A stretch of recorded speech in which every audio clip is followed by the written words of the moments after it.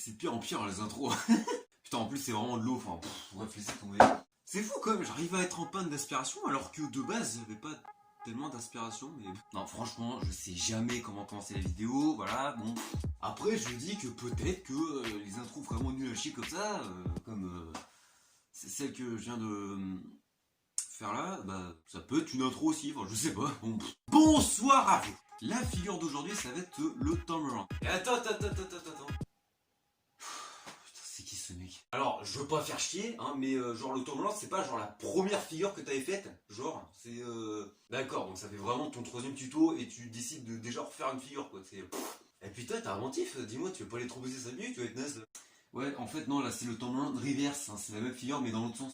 Ah, mais sois clair aussi, putain, tu fais chier, merde. Oh là là. Donc, le Tomb reverse, en fait, c'est la même figure qu'on a vu la première fois, mais dans l'autre sens, quoi, c'est-à-dire qu'on le fait revenir. Enfin, et du coup, on va voir ça maintenant. Alors, du coup, à quoi ressemble le Tomb reverse?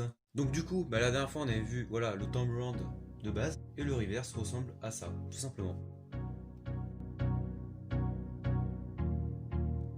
C'est une figure qui est déjà quand même plus dure que le Tomb de base, ou même la charge aussi d'ailleurs. Alors déjà, vous allez prendre votre mode ou votre crayon, enfin si vous en avez un. Mais je sais pas quoi dire, je sais pas si je dois dire crayon ou mode, enfin je sais pas. Au pire, pour pas qu'il y ait de confusion, je propose qu'on dise bâton, voilà, bâton. Donc vous allez prendre votre bâton, du coup. C'est quand même un peu chelou de dire ça.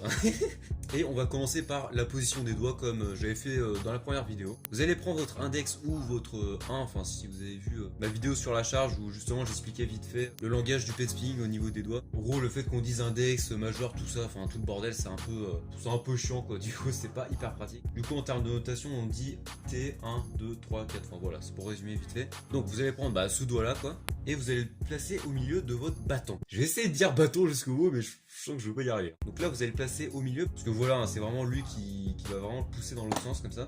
C'est-à-dire que pour le Tomb de base, là c'était le majeur, tac, qui poussait le mode. Et là cette fois-ci c'est l'index. Sauf que pour le lancer avec l'index, en fait c'est là que vous allez voir que c'est plus dur que de le pousser dans ce sens-là avec le majeur. Bref, donc votre index est au milieu, votre majeur il est, je dirais qu'il est à peu près en dessous, et puis votre pouce qui est à peu près comme ça. Vous êtes dans cette position, je sais pas si vous arrivez à bien voir ce que je veux dire. Alors d'ailleurs je précise que le Tomb reverse, en tout cas la position pour le lancer, en fait c'est plus ou moins la position de votre bâton quand vous terminez le premier Tomb quoi, enfin le Tomb de base. C'est-à-dire que vous faites le Tomb classique, et vous voyez la position dans laquelle il atterrit. En fait, c'est quasiment cette position-là qu'il faut adopter pour faire le Tomb reverse. Et d'ailleurs, ça paraît pas, mais vous allez voir que ça permet ensuite de faire un truc assez cool avec. Donc vous êtes dans cette position, et en fait, alors encore une fois, je vais essayer de le faire dans le vide, mais vous allez faire à peu près ce geste-là, en fait.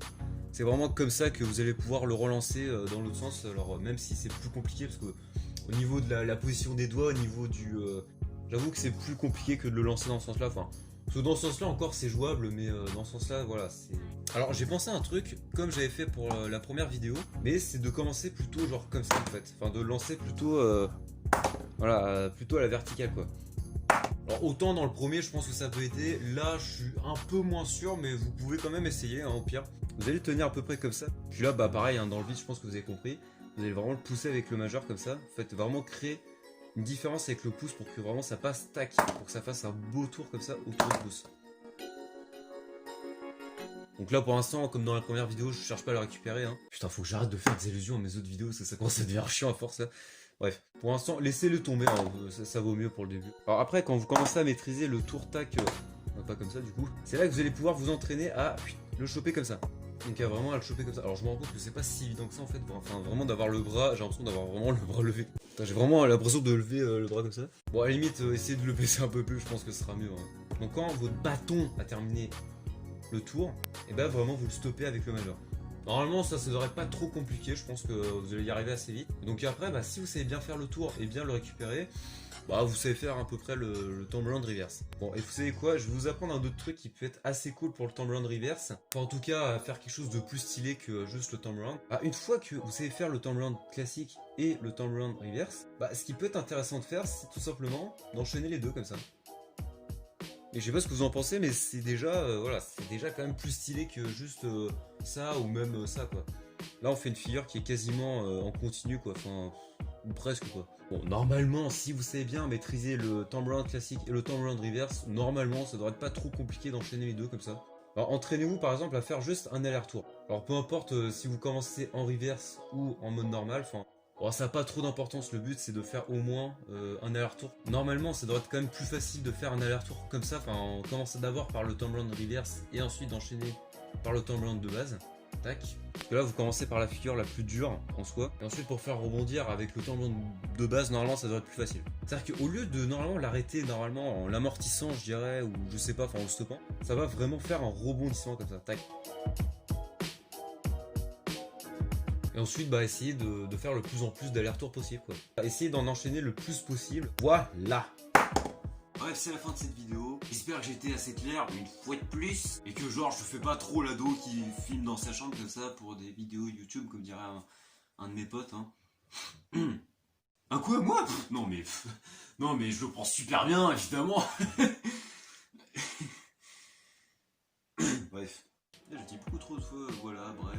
En vrai aussi, putain. Et donc le truc, oh putain, si là je le dis souvent. Mais c'est pas grave, je vais essayer de m'améliorer, je vais essayer de mentir ces putain de titres de langage, mais voilà. On se retrouve pour une prochaine vidéo.